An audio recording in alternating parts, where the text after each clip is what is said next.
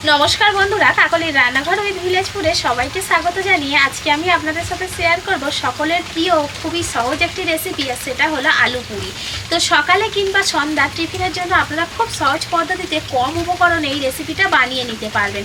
তাছাড়া বর্ষাকালে তো এগুলো খেতে খুবই ভালো লাগে। তো আজকের রেসিপিটা আপনারা প্লিজ প্রথম থেকে শেষ পর্যন্ত দেখতে থাকুন, আশা করছি খুবই ভালো লাগবে। আর যে সকল বন্ধুরা এখনও পর্যন্ত নতুন, তারা যদি ইউটিউব থেকে দেখেন তাহলে চ্যানেলটিকে সাবস্ক্রাইব এবং ফেসবুক পেজ থেকে দেখলে পেজটাকে ফলো করে আমার পাশে থাকবেন। তাহলে এখন রান্নাঘরে চলে যাবো, আজকে রেসিপিটা শুরু করে ফেলবো।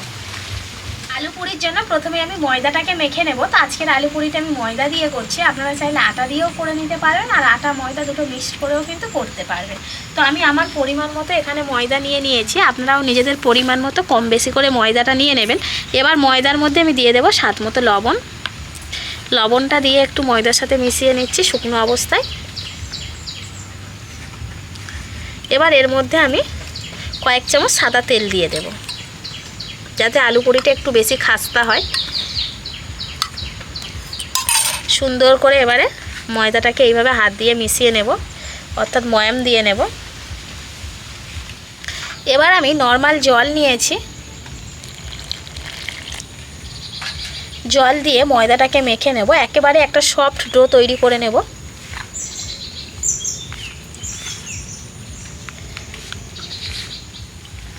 ময়দার ডো আমি মেখে নিয়েছি, এবার চাপা দিয়ে রেখে দেবো, আর ওদিকে আলুর পুরটা তৈরি করে নেব। এবার আলুর পুরটা বানাবো বলে উনান জেলে নিয়েছি, কড়াইতেই প্রথমে দিয়ে দেব তেল।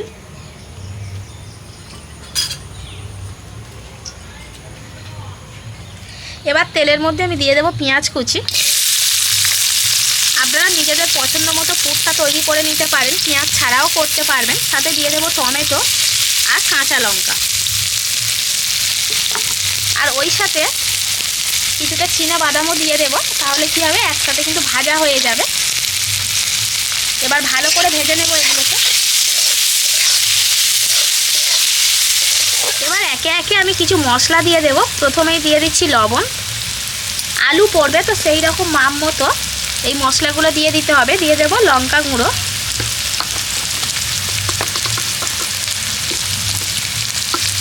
দিয়ে দিচ্ছি হলুদ গুঁড়ো অল্প করে। এবার দিয়ে দেবো রঙের জন্য একটুখানি কাশ্মীরি লাল লঙ্কার গুঁড়ো, গরম মশলা গুঁড়ো, জিরে গুঁড়ো। বাড়িতে যে মশলাগুলো হাতের কাছে থাকবে সেই মশলাগুলোই দিয়ে দেবেন, ধনে গুঁড়ো। এবার ভালো করে নেড়ে চেড়ে মশলাটা কষাবো। এবার আমি সেদ্ধ করে রাখা আলুটা দিয়ে দেবো। এখানে 3টে আলুকে আমি সেদ্ধ করে হাত দিয়ে মেখে নিয়েছি, তো আলুটা দিয়ে দিচ্ছি। খুব সুন্দর করে নেড়ে চেড়ে মিশিয়ে আমি পুরটা তৈরি করে নেব। যেহেতু আজকে ধনে পাতা নেই, সেজন্য একটু কেশরি মেথি নিয়ে নিয়েছি, এটা দিয়ে দেব। তো আপনারা চাইলে ধনে পাতাও দিতে পারেন। তো এবার সুন্দর করে নেড়ে চেড়ে আমি পুরটা তৈরি করে নেব। ময়দার ডোটা নিয়ে নিয়েছি, এবার আরেকটু হাত দিয়ে ভালো করে মেখে নেব।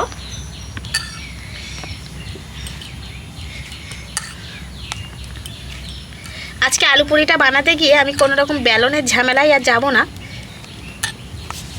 হাত দিয়েই করে নেব। তো এবার আমি লেচি কেটে নেব, এটাকে লম্বা করে নিচ্ছি। ডোটাকে লম্বা করে নিচ্ছি, এবার লেচি কেটে নেব।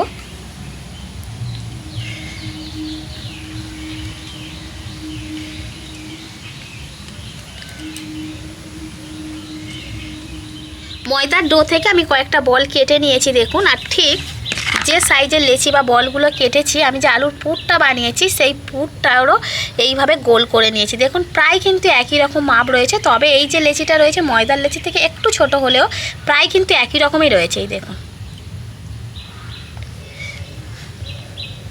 তো এবার পুরটাকে মাঝখানে ভরতে হবে, তার জন্য এইভাবে একটা খুঁড়ি তৈরি করে নেব। এইভাবে একটু বাড়িয়ে নেব হাত দিয়ে।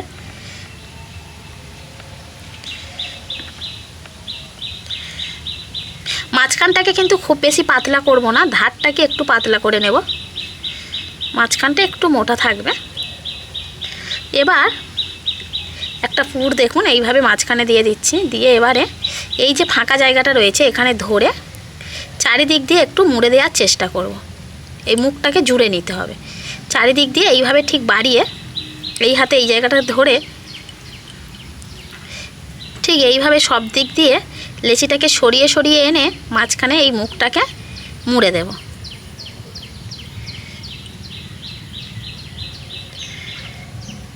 এইভাবে মুড়তে মুড়তে দেখবেন ওপরের কিন্তু একটু অংশ বেশি হয়ে যাবে, সেইটুকু একটু এইভাবে কেটে বাদ দিয়ে দেব। ঠিক এইটুকুনি, যেটুকু বাড়বে ঠিক সেইটুকু বাদ দিয়ে একেবারে সুন্দর করে সেট করে নেব। এইভাবে আবারও আমি লেচির আকারে এইভাবে করে নেব। নিলে কি হবে দেখুন, সোজা দিক আর উল্টো দিক কোনো দিকই কিন্তু আর চেনা যাবে না।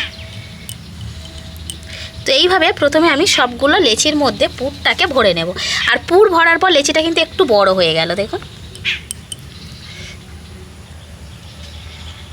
লেচিগুলোকে আমি খুব বেশি বড় কিন্তু প্রথমে করিনি, দেখতে পেলেনি। আর এই আলু পুরিগুলো খুব বেশি বড় বড় মাপের হবে না, তার জন্য ঠিক এই রকম মাপের লেচি কেটে নিলেই হবে। আর এই যে পুর নিয়ে নিয়েছি, পুর আর লেচির মাপ প্রায় সমপরিমাণ রাখলেই হবে।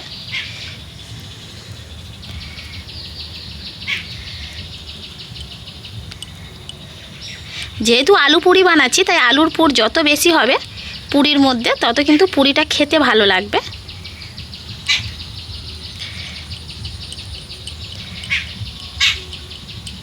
মুখটাকে সুন্দর করে জুড়ে দিতে হবে এইভাবে, যেন কোথাও থেকে পুরটা বেরিয়ে না আসে, পরে ছেড়ে না যায়।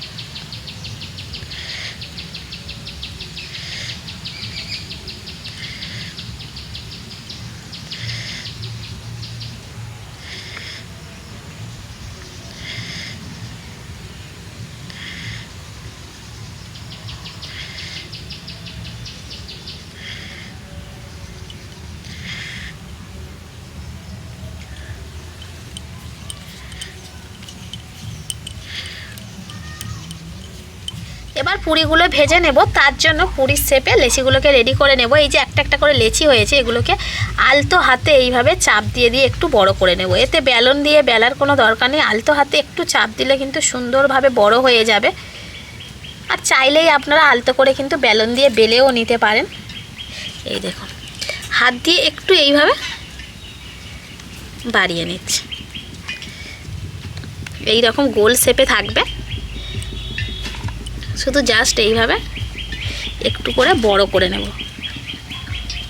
সব দিকে সমান করে কিন্তু চাপটা দিতে হবে, কোনো দিক মোটা কোনো দিক পাতলা থাকলে হবে না।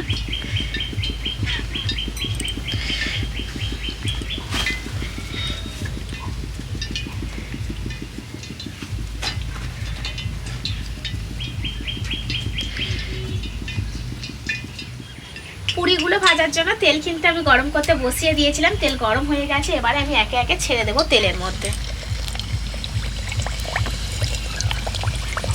একসাথে অনেকগুলো ভেজে নেওয়া যাবে যদি খেলানো করার একটু বেশি করে তেল দেওয়া যায়।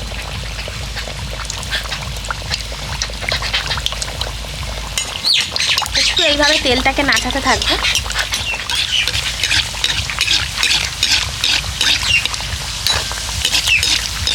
আলু পুরিগুলো কত সুন্দরভাবে ফুলে তেলের ওপরে ভেসে উঠছে দেখুন।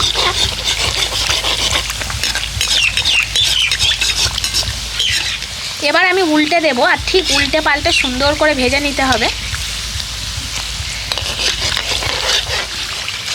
আলু পুরিগুলো ভাজা হয়ে গেছে, তুলে নেব। তো আজকে আলু পুরিগুলো কত সুন্দর হয়েছে দেখুন। বাকিগুলো একই রকমভাবে ভেজে নেব।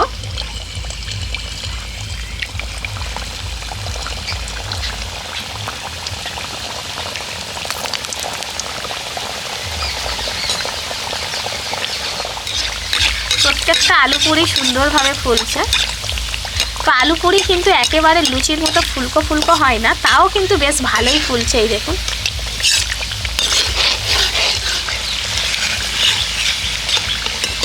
আবারও ভাজা হয়ে গেছে, তুলে নেব। আলু পুরিগুলো আমার ভাজা হয়ে গেছে, দেখুন কতটা সুন্দর হয়েছে। প্রত্যেকটা আলু পুরি যেমন সুন্দর ফুলেছে তেমন সুন্দর কিন্তু খাস্তা হয়েছে।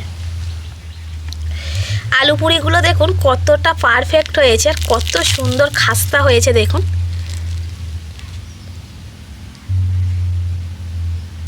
এই রকম একটা আলু পুরি যদি সকাল কিংবা সন্ধ্যার টিফিনে থাকে তাহলে আর অন্য কিছুই লাগবে না। প্রতিটা আলু পুরি একই রকম হয়েছে। সব সময় টিফিন খাওয়ার জন্য দোকানে না গিয়ে আমরা কিন্তু বাড়িতেও খুব সহজ পদ্ধতিতে আর কম উপকরণে এইরকম একটা আলু পুরির টিফিন কিন্তু বানিয়ে নিতে পারি, আর বানিয়ে বাড়ির সবাই মিলে একসাথে খেতে পারবো, আর যাকে খাবেন সেই কিন্তু খুশি হয়ে যাবে।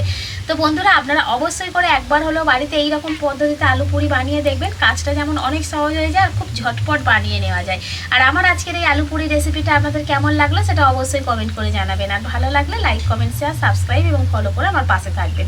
আর আমার নিত্য নতুন রেসিপিগুলো এইভাবেই দেখতে থাকবেন। তাহলে আজকের মতো এখানেই শেষ করছি। সবাই ভালো থাকবেন, সুস্থ থাকবেন, দেখা হবে পরের রেসিপিতে।